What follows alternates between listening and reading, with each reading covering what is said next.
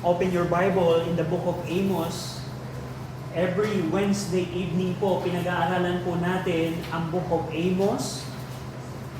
And now, we are now in chapter number 5. Amos chapter 5, ang pag-aaralan po natin tonight. Amos chapter 5. Now, ang book of Amos po, bigyan lang natin ng konting review ang ating pong napag-aralan. Nung panahon po ni Jeroboam II, siya po ang hari po ng Northern Kingdom of Israel. Nung mga panahon na tinawag po ng Diyos si Amos upang mangaral siya sa bayan. At alam natin po na ang mga kasalanan po na nirebuke ng Panginoon through Prophet Amos ay hindi lamang po kasalanan pang-religion, hindi lamang religious sin ang kinurek ng Panginoon, hindi lamang po moral sin ang nirebuke ng Panginoon, even yung mga political, economic, and judicial sin na ginagawa po ng bayan, yun din po ay i-judge at nirebuke po ng Panginoon. At dito po sa Book of Amos, dito po natin mauunawaan at ang Book of Amos ay tinuturuan tayo na ang ating pong Diyos, hindi lamang po siya concerned sa mga bagay na pang-spiritual. Kasi akala natin, pag pinag-usapan ang Bible, ay ito ay applicable lamang sa church. Ito ay applicable lamang para sa Kristiyano. No. Ang ating pong Diyos, siya din po ang Diyos ng bawat pamilya, siya din po ang Diyos ng bawat bayan. In the case of Northern Kingdom, as a nation, sila ay lumalabag sa Panginoon. Dahil ang bayan po ng Northern Kingdom of Israel ay lumalabag sa batas po ng Panginoon, sila po ay accountable at sila po ay huhusgahan po ng Panginoon. Now, dito po sa chapter 5 na ating pong pag-aaralan po natin ang isang aspeto ng pamumuno ng governance, one aspect of governance which is taxation. Interesado ba kayo? Ano ang biblical view ng Bible? Ano ba ang biblical view ng taxation? Brother RJ, parang ano naman yata yan? Parang napaka-politika naman ang ating topic ngayon. No. Sa Book of Amos po, mauunawaan po natin, sa salita po ng Panginoon, meron po siyang prescription paano ang bayan ay magpapataw po ng buwis. So, bigyan ko lamang po kayo ng mga salita na ibig ba sabihin, Brother RJ, kapag mali ang bayan kung saan kami kabilang sa area ng taxation, dapat kami hindi na, bilang mga Pilipino, ay hindi na magbabayad ng buwis? No, hindi po yun ang aking pong mensahe. Kung ikaw ay Pilipino at ikaw ay hindi magbabayad ng buwis, violation yon ng Romans chapter 13. And violation din yan ng criminal, pwede ka ding sampahan ng kaso kriminal ng ating pong bayan. We know na tayo pong mga mananampalataya, dapat na tayong sumunod sa batas po ng ating bayan. We know that in the Romans chapter 13. Pero anong aspeto ng taxation, Brother RJ, ang tinutukoy mo dito? Dito po makikita natin sa Amos chapter 5 kung paano ang Northern Kingdom, specifically sa pamamahala po ni Jeroboam II, ay nagpapataw siya ng buwis sa tao ng napakabigat, na ang layunin ng pagpapatas niya ng buwis sa mga tao ay upang siya at ang kapwa niyang mga pinuno ng Northern Kingdom ay magkaroon ng luxurious lifestyle. At yun po ang nirebuke ng Diyos sa Amos chapter 5. Now, babasahin ko po yung verse number 1, then sundan niyo po ako sa inyo pong mga Bible. And we're going to study itong Amos chapter 5. Amos chapter 5, verse number 1, "Hear ye this word which I take up against you, even a lamentation, O house of Israel." Tayo pong lahat ay sandaling manalangin. Ama namin Diyos po na makapangyarihan sa lahat na nasa langit, salamat po muli dahil meron po kaming pagkakataon na makapag-aral po ng inyong pong salita.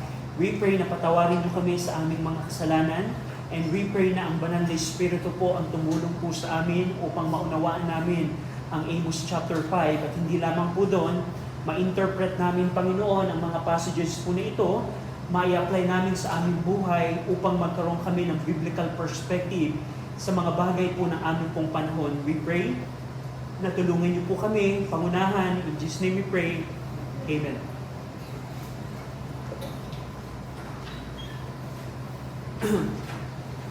Now, dito po sa Amos chapter 5, Ito po yung continuation ng mga pangangaral po ni Amos na personally niyang ipinangaral sa Northern Kingdom, at pagkatapos niya itong ipangaral, isinulat niya to, and that's why we have the book of Amos ngayon.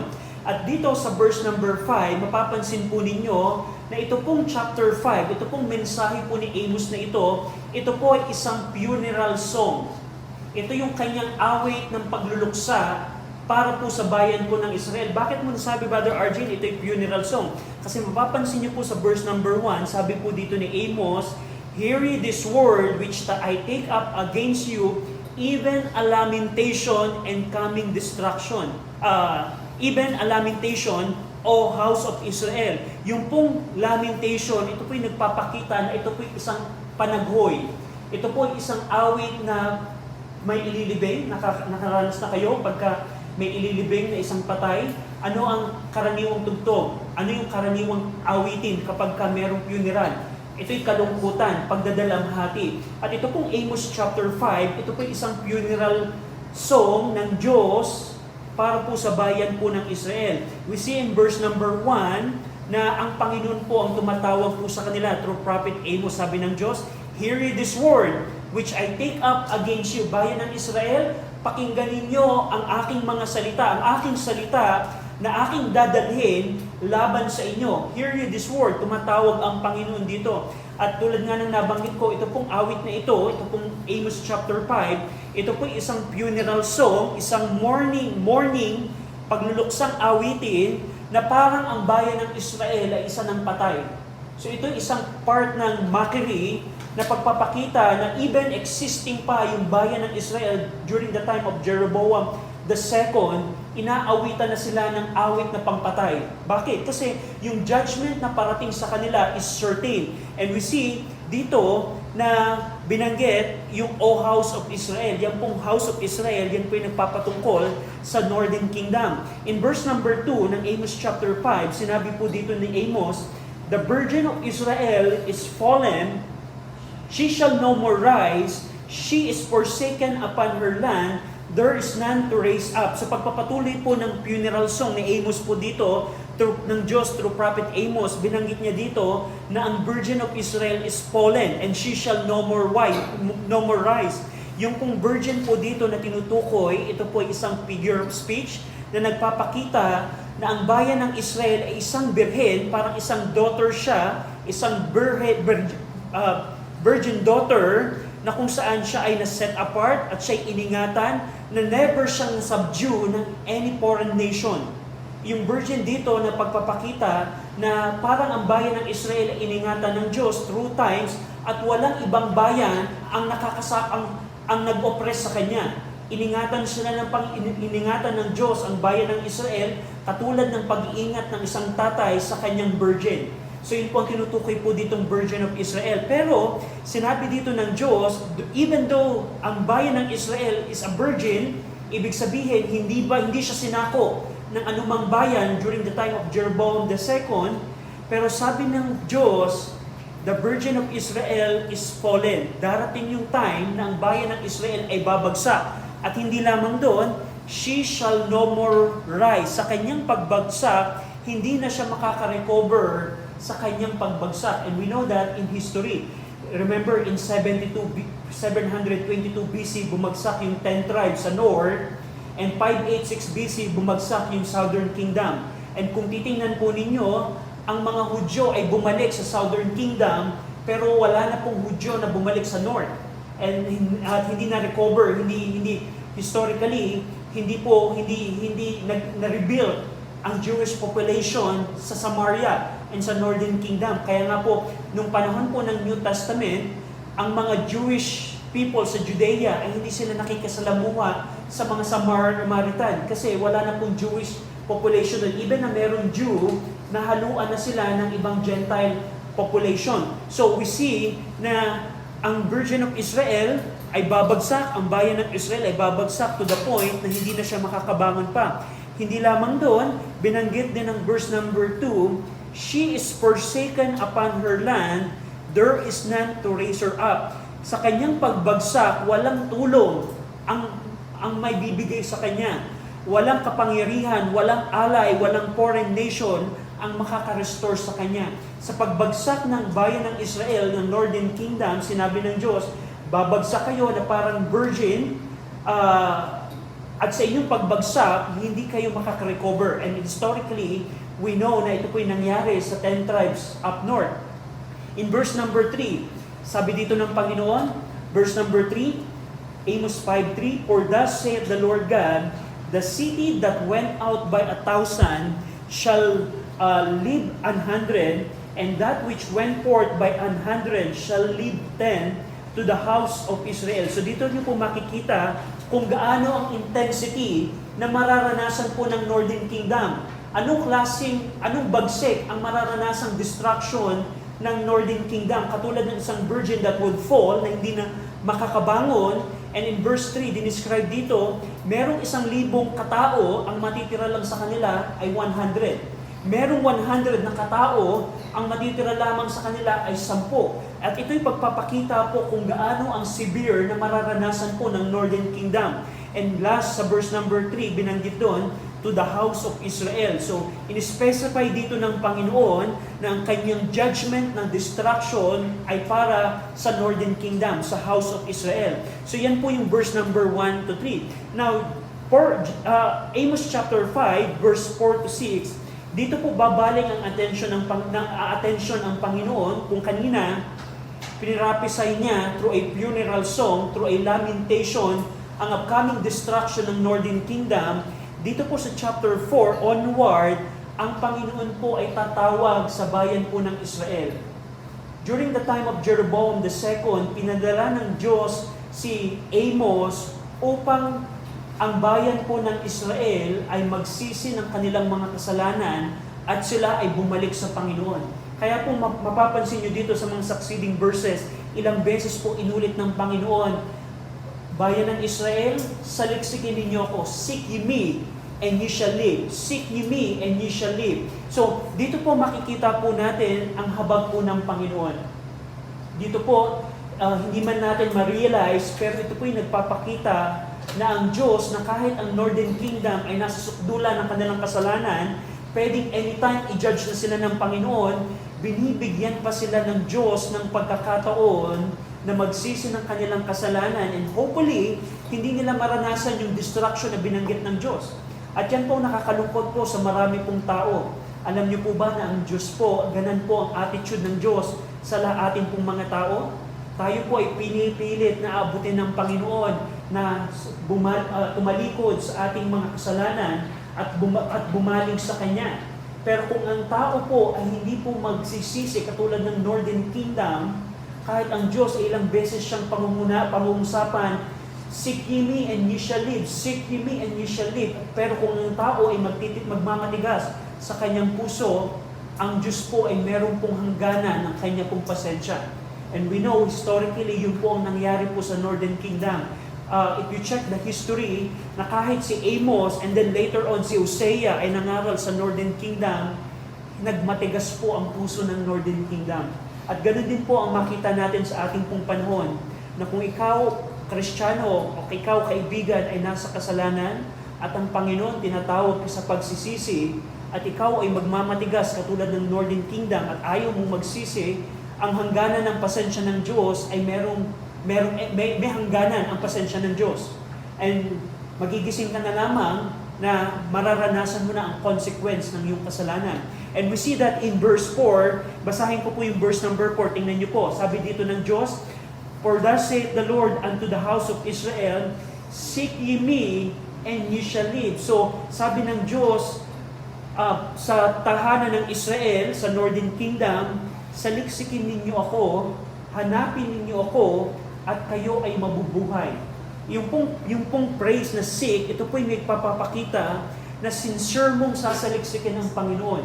Sincere mong hahanapin ng Panginoon. Tandaan niyo po, sa ating, kung whenever tayo po ay gumagawa ng kasalanan, tayo po ang lumalayo po sa Diyos.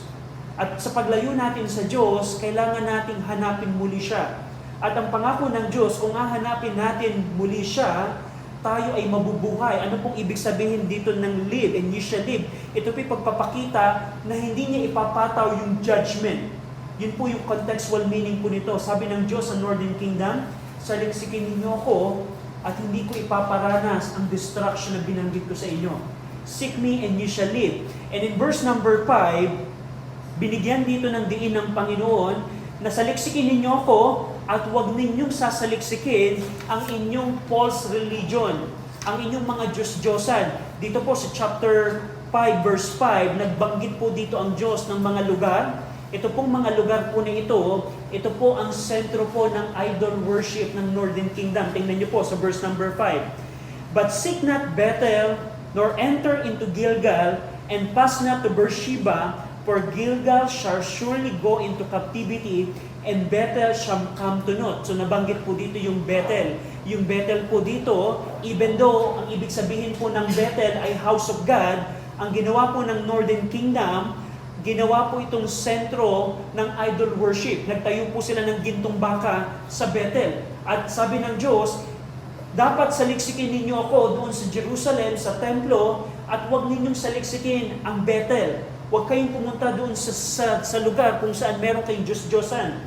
So, ano pa? Nor enter into Gilgal. Ito pong Gilgal, dito po nila ginagawa yung kanilang empty and sinful worship, false worship, and even in Beersheba. Ang ginagawa ng mga Northern Kingdom, sabi ng Diyos, and pass not to Beersheba. Ang Beersheba po ay malayong lugar sa Northern Kingdom, pero kahit malayo ito, mas ginugusto ng mga Northerners na pumunta sa Beersheba kaysa pumunta doon sa Jerusalem at saliksikin ang Diyos sa tunay na templo. At ang sabi ng Diyos dito, huwag ninyong saliksikin ang mga lugar na ito, huwag kayong bumalik, huwag ninyong saliksikin ang inyong mga false idols, ang inyong mga false religion, kundi saliksikin ninyo ako. Bakit? Kasi sabi ng Diyos, for Gilgal shall surely go into captivity, and Bethel shall come to naught. Yung kanilang mga false religion, yung kanilang mga idolatrous worship, hindi ito makapagliligtas sa kanila.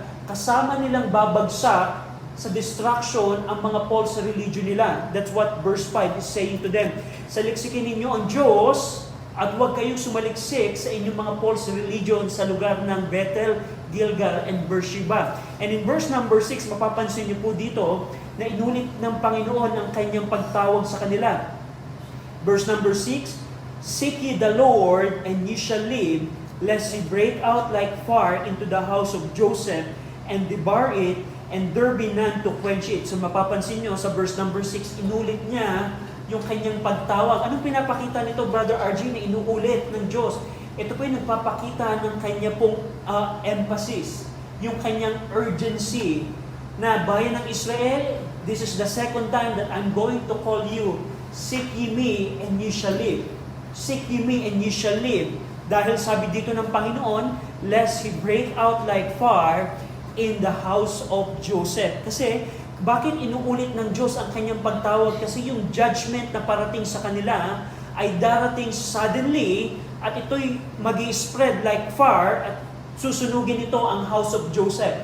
Yung pong house of Joseph po dito, ito po'y nagpapatungkol sa Ephraim or sa Northern Kingdom of Israel. And that's why we know na ito po ang object po ng judgment po dito ay ang Northern Kingdom. And we see in verse number 6 na sa pag-devour ng fire, magkakaroon ang Northern Kingdom ng total destruction. And to the point that there be none to quench it in Bethel. Walang makakapigil sa destruction na ipaparanas ng Diyos sa kanila. So ito pong verse number 6, ito po ay pagpapatuloy ng pag-abot ng Diyos sa kanila na saliksikin ninyo ako upang kayo'y mabuhay, upang hindi ninyo maranasan ang upcoming judgment na parating sa inyo. So, yan po ang verse number 4 to 6. Now, verse 7 to 9, another section po ito ng chapter 5, dito nyo po makikita kung paano, anong klaseng korupsyon ang meron ang Northern Kingdom. Specifically sa kanilang judicial system. Sa kanilang judicial system. Verse number 7, ye who turn judgment to wormwood and live up righteousness in the earth. So verse number 7, dito nyo po makikita na yung kanila pong judgment, which refer sa kanila pong justice sa korte, sa kanilang pagdedesisyon legally, anumang desisyon legally, ito ay naging wormwood. Naging wormwood. Anong ibig sabihin nito, Brother RJ, na yung kanilang judgment was turned to wormwood? Yung pong wormwood po dito na tinutukoy, ito po isang bitter plant, isa po itong mapaklang halaman, na ito po nagsisimbolo po ng bitterness or corruption. Ibig sabihin, yung kanilang justice system, yung kanilang judgment, it was turned into something unjust and harmful, katulad ng isang wormwood. At hindi lamang nag-turn yung kanilang judgment to wormwood, yung kanilang righteousness, they abandon righteousness in the earth. Napansin niyo po? And live off righteousness in the earth. Ibig sabihin nito, they totally abandon yung katuwiran, yung righteousness sa kanilang lupain. Hindi nila pinractice yung lupain. Anong ibig sabihin nito, Brother RJ? Just imagine kung halimbawa merong kriminal, hindi nila sasampahan ng kaso yung kriminal. Halimbawa, inosenteng tao, instead na yung kriminal ang parusahan at ikulong, yung inosenteng tao ang kinukulong. Ganun po kakurap ang kanila pong justice system to the point na yung judgment ay naging wormwood at iniwan nila yung righteousness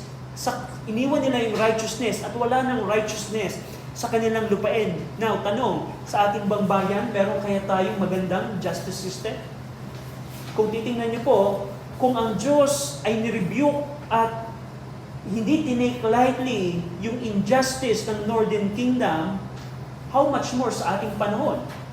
So dito niyo po makikita na ang Diyos, hindi lang siya concerned sa mga pag-iinom, hindi lang siya concerned sa immorality, hindi lamang siya concerned sa false religion, ang concern din pa ang Panginoon kung paano merong hustisya sa bayan. At we can see here na nirebuke ng Panginoon ang bayan ng Israel because of their injustice. In verse number 8 and 9, dito niyo po makikita na inulit ng Panginoon muli ang pagtawag ng Diyos sa kanila na saliksikin siya. Verse number 8, "Seek Him that maketh the seven star and Orion, and turneth the shadow of death into the morning, and maketh the day dark with night, that calleth for the waters of the sea, and poureth them out upon the face of the earth. The Lord is His name." Verse 9, "That strengtheneth the spoil against the strong, so that the spoil shall come against the fortress." So dito niyo po makikita na tinatawag muli ng Panginoon, saliksikin ninyo ako. At dito nagbigay ang Diyos ng description kung sino siya. Dinescribe ng Diyos kung sino siya. Saliksikin ninyo ako. And by the way, sino yung sasaliksikin nyo? I'm the Almighty God. At ano ang ginawa ng Diyos? Binanggit dito, He is the one that maketh the seven stars and Orion. Yung pong seven star po dito and Orion, yan po yung nakikita ninyong constellation sa kalangitan. Halimbawa, lumabas kayo ng madilim, nakakakita kayo ng constellation. Yung pong seven star and Orion, ang sabi ninyo ng Panginoon, don't you know na ako ang gumawa ng mga stars na ito? Hindi lamang doon, He's the one who turneth the shadow of death into morning. Ang Diyos din po ang nagbabago po ng kadiliman sa liwanag. Siya po ang nagbibigay ng dilim, siya po ang nagbibigay ng liwanag. And hindi lamang doon, He maketh the day dark with night. Siya din po ang nagdadala ng kadiliman, siya din po ang may control ng liwanag, and so on and so forth. So, we see here yung kanyang pagiging sovereign and almighty God. Hindi lamang po doon, we see in the description of verse number 8, the Lord calleth for the waters of the sea. Ibig sabihin, siya ang ang Diyos pala ang tumatawag ng tubig.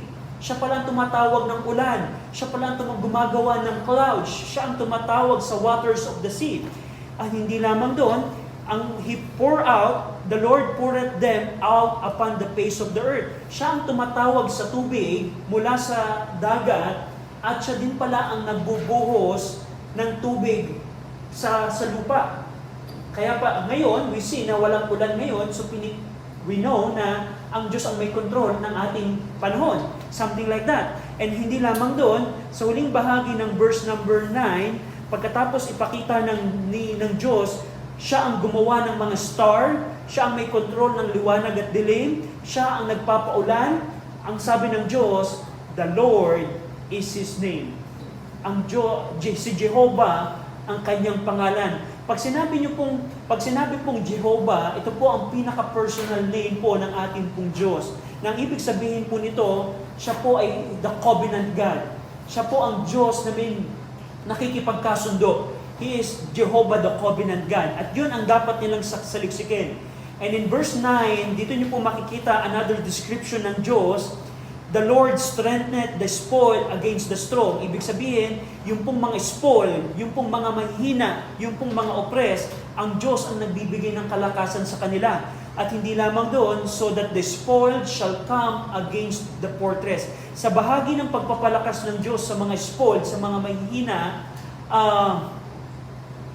kayang i-overcome ng mga mahihinang ito ang mga malalakas sa tulong ng kapangyarihan ng Diyos. So we see dito sa verse number 8 and 9, tinawag muli ng Diyos ang bayan ng Israel, saliksikin ninyo ako, and by the way, ako ang gumawa ng mga stars. Ako ang nagpokontrol ng liwanag at dilim. Ako ang nagpokontrol ng tubig. Ako ang nagpapaulan. Ako ang nagbibigay ng kalakasan sa mga mahihina. Si Jehovah ako, at yun ang aking pangalan. Ako ang saliksikin ninyo. Huwag ninyong saliksikin yung mga golden images ninyo sa Bethel. Huwag ninyong saliksikin yung mga Diyos-Diyosan nyo sa Gilgal. Ako ang saliksikin ninyo at kayo'y mabubuhay. So mapapansin nyo po dito, ang continuous call ng Diyos sa kanila upang magsisi. And now, in verse number 10, dito kahit ganon ang intensity ng pagtawag ng Diyos sa Northern Kingdom, sa tingin ninyo, ang tao kaya ay magsisisi? By nature po, just imagine, marami pong tao ngayon ang tinatawag po ng Diyos sa pagsisisi. Yung point, halimbawa, yung katotohanan na napakinggan ng tao ang ebanghelyo, katotohanan na nakita ng tao na meron palang tagapagligtas, na kung ang tao ay mananampalataya kay Jesus Christ at magsisisi sa kanyang kasalanan, hindi siya mapapahamak sa isang dagat-dagatang apoy, pero dalhin mo yung mensahe na yan sa tao. Ang reaksyon po ng tao ay katulad ng Northern Kingdom. Magmamatigas ang puso ng tao, hindi nila papakinggan ang mensahe ng Diyos. At ganun po ang nangyari po dito sa Northern Kingdom. Tingnan niyo po kung ano po ang kasalanan nila sa verse number 10. Sabi ng Diyos, they hate him that rebuketh in the gate, and they abhor him that speaketh uprightly. Just imagine, ang Diyos ang nagpadala ng mga propeta sa Northern Kingdom upang abutin sila, upang i-deliver yung mensahe na magsisi kayo at saliksikin ninyo ang Diyos upang hindi kayo ma-judge ng Panginoon. Ano naging reaction nila? They hate him that rebuketh in the gate. Mas kinagalitan nila, hindi nila tinanggap, kundi mas kinagalitan nila ang mga tao na nagngangaral sa kanilang mga gate, sa kanilang public place. Yung pong gate po dito, ito po yung place of judgment and place of leadership. Kung ikaw ay leader nung panahon po ng Northern Kingdom, sa gate ka nakatayo, nakapwesto. At ang sabi ng Panginoon, ang mga Northerners, they hate, kinagagalitan nila or kinamumuhian nila yung mga tao na nag-i-expose ng kanilang kasalanan. Hindi lamang doon, and they abhor him that speaketh uprightly. Pag sinabi pong abhor, they despise yung pong mga nagsasalita ng tama. Now just imagine, si Prophet Amos, sa tingin ninyo, tatanggapin kaya ng Northern Kingdom ang mensahe ni Amos? Tingnan niyo po quickly sa Amos chapter 7, and we will see here na kahit tinawag na kahit nagpadala ang Diyos ng propeta sa pangalang Amos, hindi po tinanggap ng Northern Kingdom ang mga mensahero po ng Panginoon. Isa pong halimbawa po dito si Amos. Tingnan niyo po sa Amos 7, verse number 10. Basahin po natin ito ng sabay-sabay. Let's see.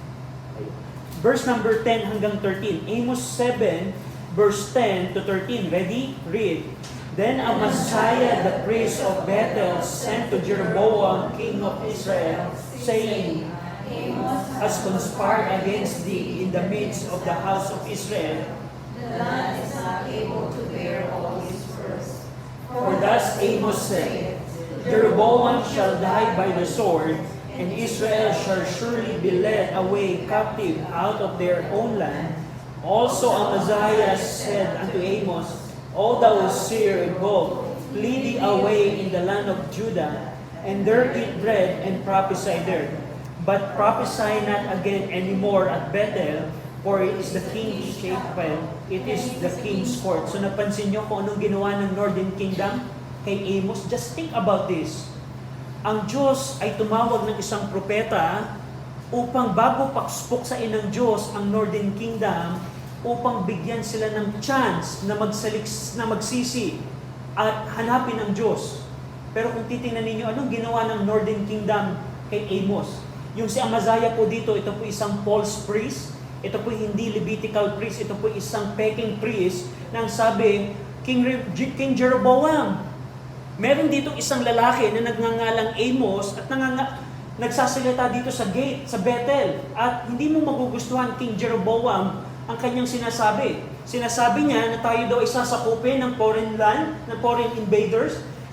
Sinabi din niya, King Jeroboam, ikaw daw ay mamamatay sa pamamagitan ng espada. At anong sinabi nila? Sinabi ni King Amaziah, ni Amaziah kay Amos, O thou seer, verse 12, Go, flee thee away into the land of Judah. Doon ka pumunta sa lugar ng Judah at doon ka mangaral at doon ka kumain ng tinapay and there prophesy. Doon ka mangaral, huwag kang babalik dito. So dito niyo po makikita kung anong klaseng tao ang mga Northerners. Just imagine, ang Diyos na ang nagpadala ng mensahero sa Northern Kingdom upang kahit papano magkaroon sila ng chance na magsisi sila. At ganito ang ginawa nila. And we know na yun po ay pagpapakita po ng habag ng Panginoon. Pwede na sanang wag nang sabihin ng, Amos, hindi na kita tatawagin kasi wala na akong habag sa kanila. Pero ang ginawa ng Diyos, nagbigay pa rin siya ng chance na baka sakaling magsisi ang Northern Kingdom. One more time, mangaral ka sa kanila, Amos. Pero we know, sabi dito ng Amos 5, they hate him that rebuketh in the gate, and they abhor him that speaketh uprightly.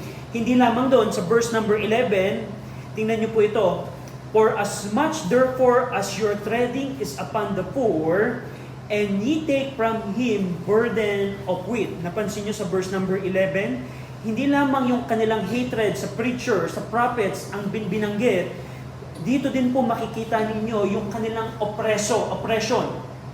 Yung pong praise na treading is upon the poor, yung pong treading po dito, ito po ay isang harsh and continual oppression. Pagtrato sa mga may hirap ng napakalupit at napakatindi. Para kang niyayapakan nila yung mga may hirap. Hindi lamang doon, tingnan niyo po, hindi lamang they are treading upon the poor, and ye take from him burdens of wheat. Ito po yung taxation na binabanggit ko po sa inyo. Yung kanilang treading upon the poor, yung kanilang oppression sa mga may hirap, yung kanilang harsh cruelty treatment sa may hirap, paano nila ginagawa to? Sa pamamagitan ng pagkuha ng mga burdens of wheat. Ano yung burdens of wheat dito na tinutukoy? Halimbawa, isa kang farmer, nagtanim ka ng 1 hektarya. Ang sasabihin ng pamahalaan ni Jeroboam II, yung kalahati ng ani ng wheat, ibibigay mo siya sa pamahalaan. Ganun po yung burdens of wheat. At ganun ang bahagi ng oppression na ginagawa ng mga rulers po nila. At tingnan nyo po, saan ginagamit ng mga rulers yung kanilang tax na nakokolekta? Tax sa pamamagitan ng wheat. Sa kasunod na bahagi ng verse number 11, Ye have built houses of hewn stone. Just imagine that. Ino-oppress nila yung may hirap. At anong klaseng oppression, Brother RJ? Ito ba yung maltreatment? Yes, pwede nating sabihin yan. Pero specifically, yung maltreatment nila ay sa pamamagitan ng pagkuha ng burdens of wheat. Pagkuha ng napakabigat na buwis sa mga tao. Just imagine, magtatanim ka ng 1 hektarya. Halimbawa, sa isang taon, ang inani mo ay 20 sako ng wheat para sa iyong pamilya for the next coming year. 20 sako na wheat lamang ang provision mo sa susunod na taon, at yung 10 pa ay kukuhanin pa ng gobyerno. Ganun po ang oppression po nila. At dahil sa kanilang oppression na ito, ang sabi ng Diyos, you are subject for judgment. You are subject for judgment. Yung pong trading, ito po yung oppression, ito po yung continual oppression. Nang tandaan niyo po,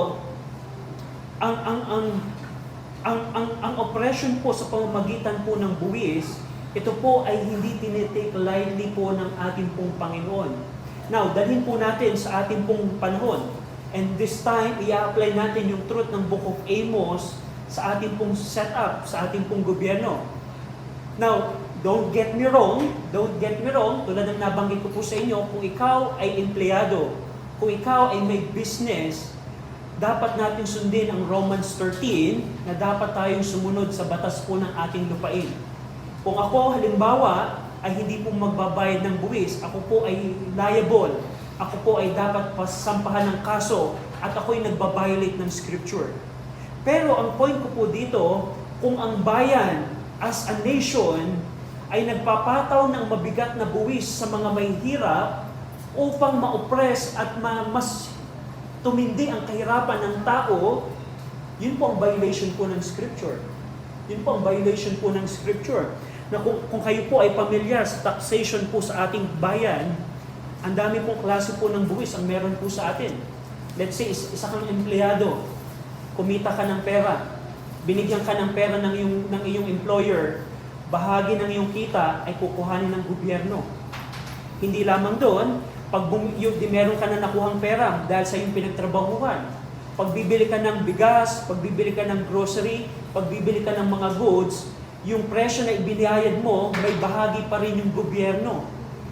Kung halimbawa, bibili ka ng gasolina, and that's an issue in our time, hindi lamang meron tong value-added tax, meron ding excise tax ang gasolina po natin. I think 10 pesos po per liter ang kinukuha po nila. Hindi lamang doon, kung halimbawa nakapag-ipon ka na, dahil masipag kang trabahante, nakapag-ipon ka na at nakapundar ka na ng asset, tahanan, or property, yearly kukuhanan ka pa ng gobyerno ng buwis doon sa property na pinag-ipunan mo para mabili at kukuhanan ka pa nun. And any transaction, halimbawa, any deed of sale and so on and so forth, meron pa rin buwis. I think 6%. I think at the test 6% ang documentary stamp tax is 1 point something percent. Pero yung capital gain tax, rather, around 6%. Just imagine that, bibili ka halimbawa ng isang property na worth 1 million, 60,000 ang mapupunta sa gobyerno. Hindi lamang doon, kung ikaw ay magtatayo ng business, magta-travel, may travel tax, may business permit, may mayor's permit, meron ka pang permit sa barangay, meron ka pang payment sa municipality, and so on and so forth. So, bakit po, Brother RJ, binabanggit ito? Gusto ko pong makita natin na ang taxation po, yan po ay normal. Yan po ang paraan ng bawat gobyerno upang mag-operate ang ating pong bayan. Pero kung ang taxation ay katulad na ginagawa ng Northern Kingdom, na merong burden of wheat, na yun ang bahagi ng kanilang pag-o-oppress sa may hirap, that's the violation po ng scripture. Just imagine, meron po ako ditong scenario. Halimbawa, just think about it. Tingnan niyo po. Let's say mag-put up ka ng isang sari-sari store. Magtayo ka halimbawa dyan ng isang sari-sari store. And of course, i-require ka ng mayor's permit. I-require ka din ng registration sa BIR. Alam niyo po ba na sa ating pong bayan, kung halimbawa yung sari-sari store na kumikita lamang ng 10,000 a month, neto na yun, net. Require siya na magbabayad siya ng buwis sa BIR. At of course, we know na napakahirap ng mga papers po nito. But kung halimbawa hindi siya makapag-file ng 1 quarter, alam niyo po ba kung magkano ipapataw na penalty and buwis ng BIR sa isang sari-sari store na yon? Halimbawa, may surge, yung hindi lamang yung 900 pesos na tax for 3 months, merong surcharges, merong interest, may mga penalty na umaabot na kung ako, halimbawa, meron sari-sari store na kumikita ako ng 10,000 a month at naka-fail ako na magpasa lamang ng audit sa BIR, sisingilin ako ng BIR ng 4,200 because of that. And yun po ay napakabigat sa isang tao na kumikita lamang ng 10,000 a month. Just imagine, 40% ng kita ko sa akin sa buong buwan ay ibabayad ko sa gobyerno. And that's something na makita natin na ang Northern Kingdom po, ito po ang kanilang kasalanan. Ang kasalanan ng Northern Kingdom, they are oppressing the poor, treading upon the poor, para mong niyayapakan ang mga may hirap sa pamamagitan ng burdens of wheat. And that's taxation. Ngayon, tingnan natin sa ating panahon, ang bayan kaya natin ganun? Just imagine sa current crisis ngayon, ang mga jeepney driver, I saw a jeepney driver na bumiyahe maghapon at ang naiuwi lamang niya ay 300 pesos. Just imagine that. And kung titingnan natin, bakit hindi maalwanan ang taxation and something like that? Ang pinaka gusto kong makita natin dito, ang Panginoon po, hindi po tinitake lightly ang mga kasalanan po ng bayan in oppressing the poor. Saan niyo po ng taxation? Saan niyo po ng taxation? And that's something that they are guilty of. And another example, I don't know kung nakita niyo yung isang anomaly recently ng BIR, ng ginagawa ng BIR, may mga money-making scheme sa BIR na kung ikaw halimbawa business, sisilipin nila ang inyong record at pag sinilip mo yung record mo na kahit pumalya ka lamang ng 3 years ago, nakalimutan mong mag-file, kukumputan ka nila ng napakalaking penalty. And that's the way ang some of the officials ng BIR ay kumukuha ng pera sa mga business people. But makita natin dito, this is something that they do.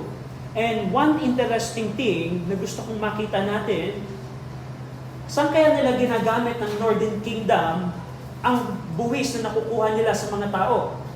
Kasi probably kung ito naman ay bumabalik din sa tao, maganda sana. That's something we should appreciate, especially yung mga first world country, mga European countries. And yung mga population, they are more than willing na magbigay ng buwis kasi nararanasan nila ang buwis na ibinibigay nila. Pero tingnan natin, sa Northern Kingdom, saan ginagamit ng mga rulers na ito ang kanilang buwis? Tingnan niyo po sa verse number 11. For as much therefore as ye treading is upon the poor, and ye take from him burdens of wheat, ye have built houses of hewn stone. Saan nila ginamit yung perang nakuha nila? Sa pagpapatayo ng mga bahay na bato. Just imagine that. Na ang mga rulers ng Northern Kingdom, ino-oppress nila yung may hirap to the point na parang kinakrush, tinitread, niyayapakan nila sa pagpapato ng mabigat na burden of wheat upang sila ay makapagpatayo ng mga magagandang tahanan. And that is what the Lord is trying to rebuke here.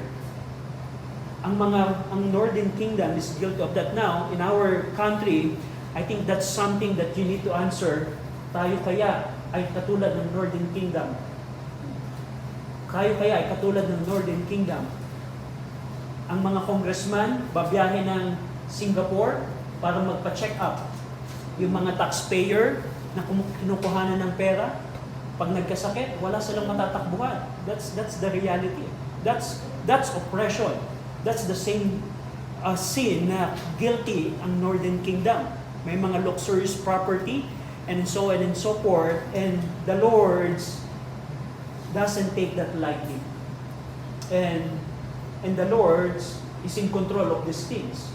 And bilang mga mananampalataya, ito nawa ang magbigay sa atin ng biblical perspective na kung hindi pinalagpas ng Diyos ang Northern Kingdom sa kanilang kasalanan na pag-o-oppress ng may hirap sa pamamagitan ng mabigat na buwis, upang ang mga rulers ay magkaroon ng luxurious houses sa ating bayan, I am sure hindi din po papalagpasin ng Panginoon.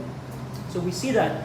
And dito, pinangako ng Panginoon sa verse number 11, "Ye have built houses of hewn stone," but sabi ng Diyos, "but ye shall not dwell in them. Ye have planted pleasant vineyards, but ye shall not drink wine of them." Sa pamamagitan ng kanilang burden of wheat, nakapagpatayo sila ng magagandang tahanan, nakapagpatayo sila ng magagandang vineyards, mga gardens, pero hindi nila ito mai enjoy. Ang ibig sabihin po nito, pag ipinaranas ng Diyos ang judgment niya sa kamay ng Assyria, hindi nila mai enjoy yung kanilang napunda through oppression of poor. In verse number 12, sabi dito ng Diyos, "For I know your manifold transgression and your mighty sin." Sabi ng Diyos, alam ko ang inyong mga kasalanan. Binanggit din ng verse number 12, "They afflict the just." Ibig sabihin, they harm and oppress the innocent people. They take a bribe. Yung taking a bribe po dito, kung merong pera, ang isang tao makapangyarihan, pwedeng mag-bribe siya sa justice system upang hindi siya makasuhan. Hindi siya makasuhan. That's bribe. Related po sa kanilang judicial system. Hindi lamang doon, and they turn aside the poor in the gate from the right. Ibig sabihin po noon, ang mga mahihirap ay kanilang dinideny sa kanilang justice system. May mga mahihirap na kumakatok ng tulong, ipagtanggol ninyo ako, ako'y naapi. Pero yung mga rulers ng Northern Kingdom, they deny, they turn aside the poor in the gate from their right. Mahirap lang yan, huwag nating pansinin yan. Ang mga taong mahihirap, kumakatok sila ng justice, pero ang sabi ng mga rulers, huwag nating pansinin yan. I-turn aside natin yan, and so on and so forth. We see that in our time. Meron tayong slow justice system, and so on and so forth. Verse 13 to 15, ito po ang huling pagtawag po ng Diyos sa kanila sa pagsisisi. And probably ang Diyos hoping na magsisi ang Northern Kingdom. Sabi dito sa verse 13, "Therefore the prudent shall keep silence in that time, for it is an evil time." Sabi dito, ibig sabihin nito, dahil sa tindi ng kasamaan ng Northern Kingdom, yung mga prudent, yung mga wise, yung mga discerning, mas gugustuhin nilang huwag magsalita. Kasi kung sila ay magsasalita laban sa pamahalaan ni Jeroboam II, it's an evil time. Mas maganda na lamang na manahimik ako dito sa tabi at hindi na ako magsasalita ng laban sa gobyerno, kasi it's an evil time. And in verse 14, sabi dito ng Panginoon, "Seek good and not evil, that ye may live." So another time, ang Panginoon tumatawag sa kanila, "Saliksikin ninyo ang mabuti at huwag ang masama upang kayo mabuhay. And so the Lord, the God of hosts, shall be with you as ye have spoken." Inaabot pa rin ng Panginoon ang Northern Kingdom, "Saliksikin ninyo ako at ako'y babalik sa inyo," and so on and so forth. And last, in verse 15, "Hate the evil and love the good, and establish judgment in the gate. It may be that the Lord God of hosts will be gracious unto the remnant of Joseph." So ito po yung huling pagtawag ng Panginoon sa kanila. Magsisi kayo sa kanyang kasalanan, kabuhian nyo ang masama, mahalin ninyo ang mabuti, i-establish ninyo ang katuwiran sa justice system ninyo, and perhaps na ang Diyos, the Lord God of hosts, siya yung Diyos na makapangyarihan sa lahat. He's the God of hosts, heavenly and earthly hosts. Probably, the Lord God of hosts ay magpakita ng grasya sa inyo. And that's the final call para sa Northern Kingdom. And sadly, historically, we know na hindi po ginawa ng Northern Kingdom yon. Hindi po ginawa ng Northern Kingdom yon. And if you check history, I think 30 years after, pinadala ng Diyos ang Assyria at ginawa ng Assyria ang mga prophecy na binanggit ng Diyos sa Book of Amos. And anong bilang challenge at pagtatapos sa bawat isa, nawa dito makikita natin kung anong perception ng Panginoon sa bayan na nag-o-oppress ng mga mahihirap. Now, anong duty natin, Brother RJ? Ibig ba sabihin, Brother RJ, hindi na ako magpo-comply sa government? That's something that bilang Christian, hindi dapat natin gawin. Kung ikaw ay Pilipino dapat natin sundin ang ating pong bayan sa kanilang taxation and so on and so forth. At ibigay natin sa Diyos ang paglilitis. Trabaho natin, because we have Romans chapter 13, hindi dapat tayo mag-violate ng batas ng tao. Pero makita natin, ang mga bayan na nag-o-oppress ng mahihirap through the burden of wheat, ay hindi po palalagpasin ng Panginoon, and they are subject into judgment. So next week po, ipagpapatuloy natin yung mga succeeding verse ng Amos chapter 5, and we will see what the Lord has for us. Tayo po lahat ay mag-pray. Ama naming Diyos po na makapangyarihan sa lahat, salamat Panginoon sa inyo pong salita, na nakita namin Panginoon, ano po ang inyo pong pagtingin sa mga bayan na nagbabiolate Panginoon ng oppression of poor and so on and so forth. We pray, Ama, na ang katotohanan ito ay magresulta ng biblical perspective sa bawat isa. In Jesus' name we pray. Amen. Salamat po. We are dismissed po.